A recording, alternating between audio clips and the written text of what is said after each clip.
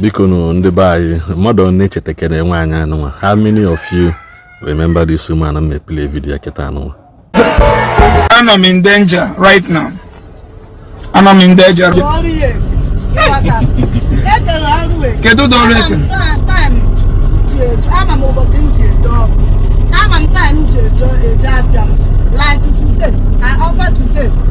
For prayer.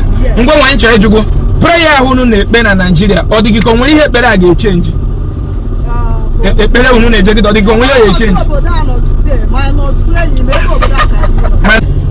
is it.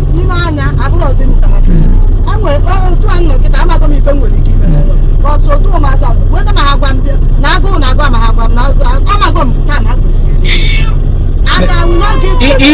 I won't not go 200,000. That is why I always come out extra time. Only one more food are my rules. And in a man key in a man car. You know, okay.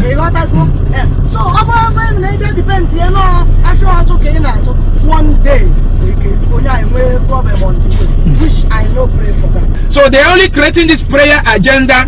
They start money from you.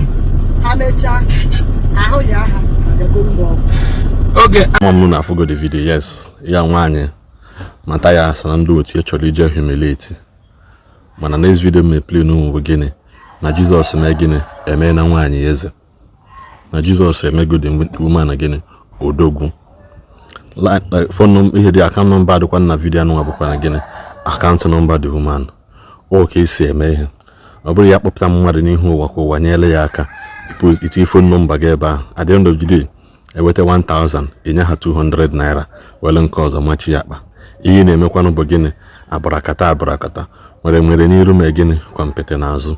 Onye na-asị gị hapụ ije ụka mana ọ nwere ụlọ ụka nke onye na-asị gị na Jizọs ada agwọ ọrịa mana ọ bịara omenala nke healing hospital kezi ihe dị iche ihe dị n'iya bụ gịnị na onye mee gịnị onye aghọlikwana ka agba so biko ụfọdụ otu Mathias ndị otu mkpu biko unu ya sị adịọnshọn unu ya sị na nke abara nji mana unu sịkwa na arrange ọ papa unu mee the highest arrange because ige ntị na disu mana sịkwa na papa unu na-ebu egbe na buutu ohe okwucha na the video ka papa unu sikwa wee kpalicha evangelist Ebuka Obi mana during the video listing ojeme that part editing wepụsịa ya ojeme ya editing wepụsịa ya uchume na ọma ihe ọ na-eme ọ na-akọsụ propaganda here and there one do live video ti number do man say ụmụ ụwa biko nyere ụnụ nwaanyị aka ka dadi frame na Edrugo nji wee mee ajikwa ohere wee na-ekene ha n'ọlụ nke anụ ha alụ wee na-asị biko onye ọbụla bụ onye Igbo support one of this woman. Humanity before religion. Mathias ekwesịrị ime onye ọbụla humiliate and onwe ho right ịbịa stop ndị mmadụ ije ebe ha na-eje. That is just the gospel to like I said. Ọ bụ na ọmụnwa mmeji osisi kwụwa ya isi before a na-asị Jack mụ na na-abakpọ n'ọnwa anyị taa. At least by then onye ọbụla na-amụ ibia head boot onye makala ibia ọ na-awazia ka ọ dị na mgbe ọzọ. Maka na ama na ohi izucha m n'afịa nna azọ 10,000 I hate you again, I must have 2 pentalons here. So, when do you enweta naked the money in life. Nanga na dia wori abadu moto. Very fair. Okay, ipusi message yazu. Yes. We so good no nye the 10,000. Nanga na dia ya. Nanga na dia nya. They wori for game. Biko onye obuna fanyele ego nata epunu nya na obago na campaign. So enye ego na ego. Don't mind them. Iya na ko mko sasi. Ala ti ozo bata. Na nego to ka ima na bata. Okay, people need the money. He make a second thought. Which he has the money. He anari anya buru moti were agba. Yes, go refer. Yet no man change your faith. Okome nwuria. Umenguro kido Bible. Nubi yeru ya. Maka na ogwakwara ya ebe ahụ mgbe ahụ a na-ekwuzi. Osi even if egbe anya jinabu ha jinabu na no mmadụ ihe create ya no arụọ ya but na nke ndebe anyị bụ sọsị ine. Egbe bụ na boot. Ife o kwuru. Onye kwuru egbe. But now I don't know the thing I put on a video mgbe nna. Man o kwuru ya. Yes. Even if na all that na ha gbagburu m. Na ihe emenwu mmadụ ịgbụta m. Na asị gị na egbe na boot ka iwe akpọgbọ Bible by force. mmadụ emenwu. Okay. So mana mgbe afọ ichi ya ka enyezi ọnụ 10,000 ahụ. Ka iwe were agbalụ moto goro ife sọrọ na ọ gbasara ya. Ya na ndị guys ya ọ nọ na-eti na netwọk adịrọ. Onye mbụ nyanwa na onwe ya bụ draiva. Na ya na netwọk adịrọ. Na netwọk adịrọ na fon na abụ o ji n'aka. Guys ya mmadụ taa anya na ya nọ. One ofu bụ 8 pack. The man with the ball leg, all about the gun. I will another alert here, 20,000 from Simeon Chukwu. Simeon Chukwu, I forgot alert 20,000. Thank you very much. Simeon Chukwu, another 20,000. Thank you very much. So, Onyezikwa Feda. Onyerozi here. Ma 10,000 unu, onyerozi unu. Onyero wetere ya. Ma ndị fọ ndị 100,000. Ma nazi dị m ebe ahụ ọkwa maka ọ na ebe a sị na onye akwa onye mgburu ihe. Ndị banye kere kwa m unu. Nwaanyị sị na ya bụ onye mgbu o. O jighị ego o jiri ego na-akpa afọ ego na-amacha onye ha ọmụma na ndị niile ahụ kweteru na-esozi ọrụ ndị ụmụazị tụha enweghị ego onye ha mgbe anyị gbasara ekpere ma nke nwa agbọghọ ụsa onye ha ya mgbe a gbasara ekpere anyị nwekwara another message ka anyị makwa message batakwara ife nke a ọgọnọ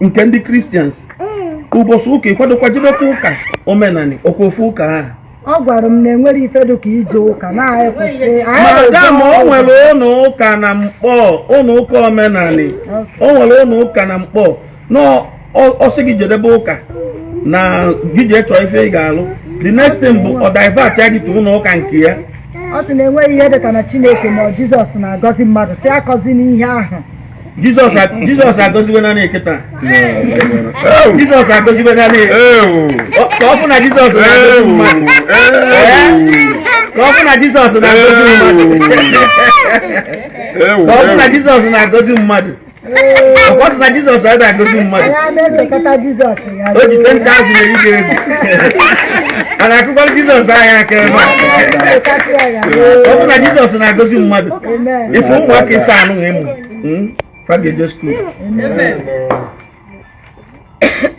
Ezugo, Odogwu, Ezugo. Onye abụ Ezugo Global TV. Ndị otu Jizọs. Ndị Jizọs ji akwalụ ngwa ọrụ. Ị na-afọ afọ ya. Jizọs ọ na-agọzi mmadụ kwa eziokwu. Ọ na-agọzi mmadụ. Ngọzi niile si n'aka ya. Ọkwa ifu gị ya. Ịfụ na nwa ya ma anya ego ọtụtụ bago ego. Jizọs ọgọzibego nkịta ka ọ nọdụ agọzi. Agọzigo m. Ngwa gee ntị. O nwere sịrị ezuga just send 10k. 10,000. Anyị nwere message na-abụdo pending here. Ka anyị tọpee ya. Ka anyị mara ife dị na the message. Ifu ka ndị mmadụ si esendịrị gị ego na account number gị. From now to echi niile ị akpọ na phone. Okay, another 20,000 from somebody, Milkway International. Milkway International. Thank you very much, sir. Then we have another. We have another 10,000 from somebody. If it was Steve, thank you very much, sir. The Alon established for name more for me. Then, Koga when we can improve one and go name. Thank you very much.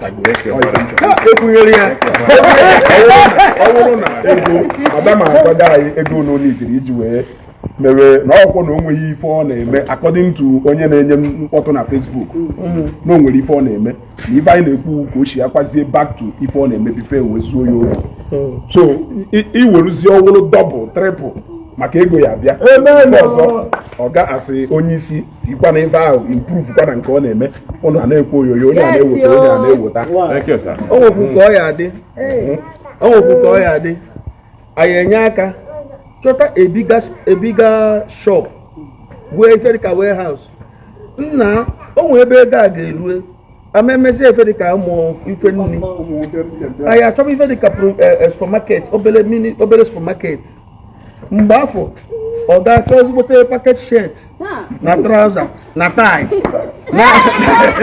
na na shop na dem abụrụ iyotago business a na-aga achọ sales girl afia gaba okwu n'otu a ka ọgaranya unu si wee bido ekemekwa m ọwụzie na ife akacha mgbe anyị mekọchara this exercise this week mma bịazi ọkwa ebe ị na-eme ife shop mba ayọ mbe ndị ebe a kpọrọ ya ọrụ oge ịkpa ọdụ n'ụlọ ọwụ na anyị mekọrọcha ife niile a mma bịazi nne m vidio tinye ihe na Facebook tinye nọmba ya ka ọlụ ịlụkọtazi ọrụ ịgba ọsọ